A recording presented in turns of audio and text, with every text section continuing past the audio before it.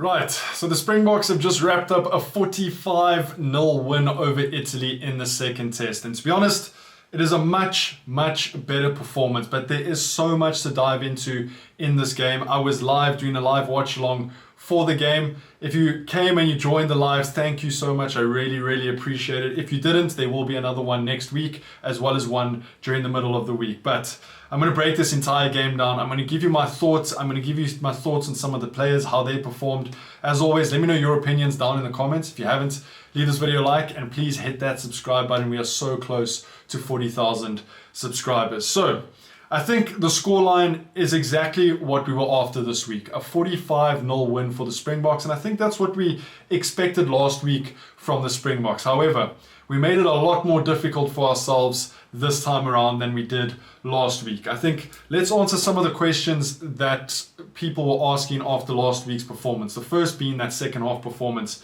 by the Springboks, where we lost 21-14 in the second half to the Italians. A much improved second half from the Springboks, and there was a lot to navigate and consider. I mean, Jasper Visser's red card, Volko Loh's yellow card. We were 13 guys on the field at a point. You've got guys coming on who are out of position, but still our defense held strong, even when Italy had one or even two men more on the pitch. So I think a big tick there for the Springboks in terms of defense and their defensive system in the first half, as well as that second half when it got a little bit complicated. Then I think let's talk about the red card for 1 second, because Jasper Visser gets a red card, I think it was around the 20th minute, 23rd minute, somewhere there, for headbutting the Italian player. Now, initially when I saw it, I didn't think much of it. I thought it was handbag stuff, things that we see in every single rugby game, guys grabbing each other by the collar. And then they showed the slow motion replay of Jasper Visser headbutting or giving him a bit of a love tap to the forehead, and that was deemed as a direct strike to the head, and he ended up getting a red card. Now, I wasn't sure if it was going to be a 20-minute red card or a full game red card. It was a 20-minute red card. It was a full game red card, which again brings into the conversation the whole 20-minute red card. Is it a good thing? Is it a bad thing? I think 20-minute red cards, it should be the staple. And I know I'm looking at it from a Springbok perspective, but I think in this game it did help us that Jasper Visser was off for that long, because it tested the Springboks. It forced Rassie to put players in positions that they wouldn't normally play. We saw Andre Esterhuizen at flank, yet again scrumming.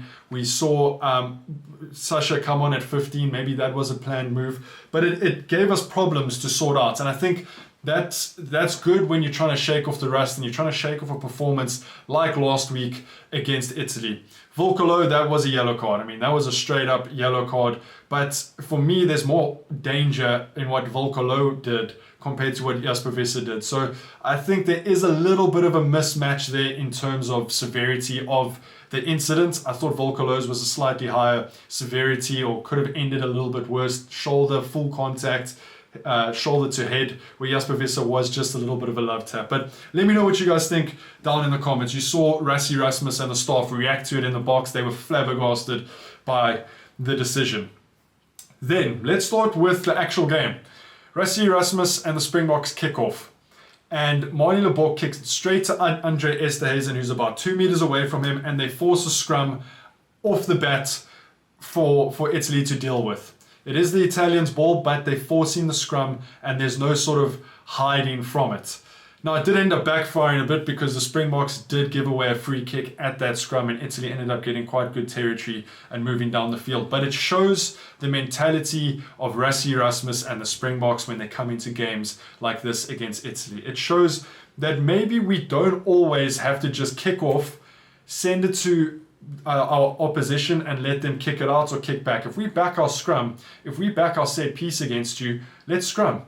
We're trying to win a penalty, you're trying to survive off the scrum, and I like that intent from Rassie and the Springboks. I think it is something that we'll see more and more from the Springboks, because the scrum historically is our strongest weapon, and it showed last week. It did misfire a little bit in that first half, which I'll get onto, but we're using our strongest weapon, and it makes complete sense to me. I think we could see the Springboks not do normal kickoffs that often anymore. Now, it depends who you're playing against.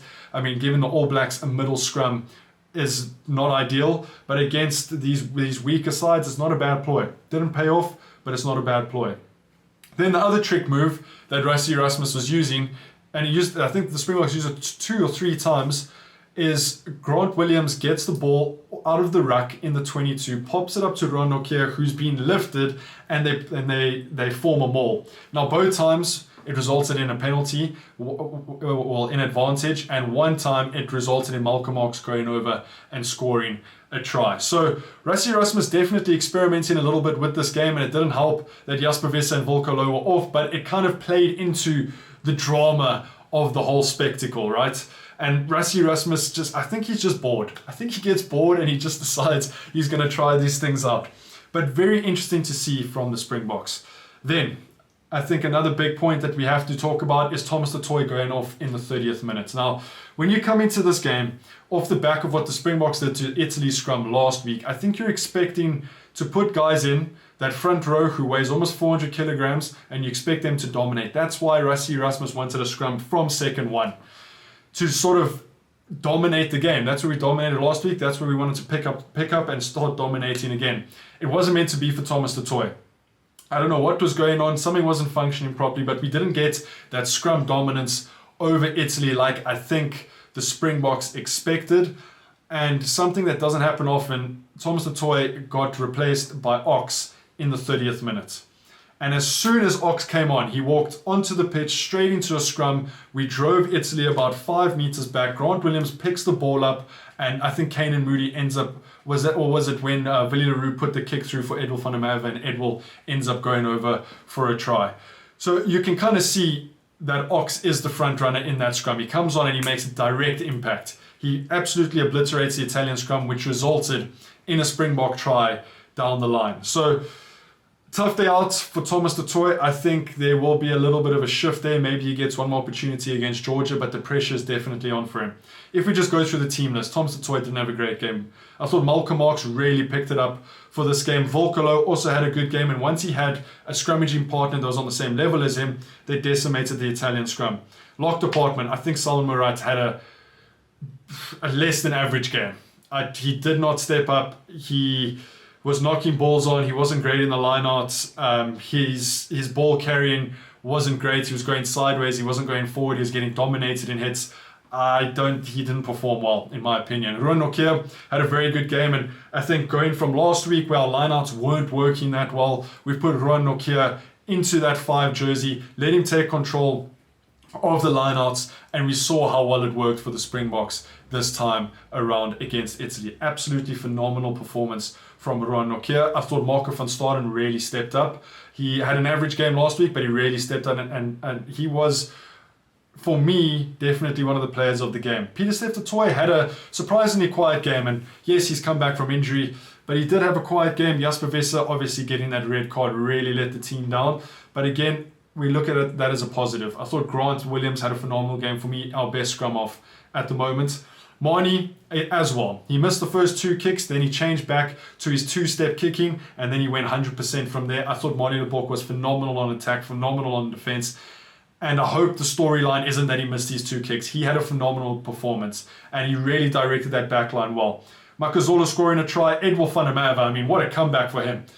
Last year against Wales, he had a phenomenal game, scored a try, great Springbok debut, then got injured, and he just back with a bang. Great in the air, clinical finisher. Edwil van der Merwe is definitely up there with our better wingers. Kane Moody, I thought, also had a great game at 13. Andre Esterhuizen had a great game at 12. I think our whole backline, maybe bar Willie, had a phenomenal game. I thought Willie wasn't great, which I think is why Sasha came on at 15. Congrats on his 100th test match. I'm very interested to see what Rassie Erasmus does with him now that he's got him to his 100th test match. Does he focus on Damian Willemse and Apelele Fassi? Does he give him another game against Georgia? It's going to be interesting. Then the bench. I mean, Ox made a massive impact off of the bench. Asenati was a little bit tired. I thought Kobus Visser was phenomenal off the bench. Jan-Hendrik Wessels struggled at line-out time, and I think you have to give him a couple of games to familiarize himself with that hooker position and exactly what it takes. But he carried the ball extremely well, ended up scoring that try at the end of the game. Evan Roos, also very good, big carries. Kobus Lanak, maybe a little bit quiet. Sasha, very quiet at 15. Ethan Hooker came on and provided some big impact. 2 big hits, a couple of good runs. I want to see Ethan Hooker start a game, and next week is the time for him to start. So what are my overall thoughts? I mean, a very solid performance from the Springboks. 45-0 is no joke. And I mean, we saw the British and Irish Lions earlier today where they kept the Australian and New Zealand invitational side to 0. And the Springboks have just done the same thing with 14 men for 60 minutes, and as well as going down to 13 men. Now, I know Italy did get a couple of yellow cards, but a phenomenal performance by the Springboks. This is what we're talking about. This is what world champions do. When they get stuck up against the wall between a rock and a hard place, they deliver. They keep delivering even when they're down to 13 men. So, phenomenal performance. I think there's going to be a lot of changes for next week, but I will make a video about that. As always, let me know what you guys think down in the comments. Leave this video a like, and as always, hit that subscribe button. I'll see you guys in the next one. Take it easy. Peace.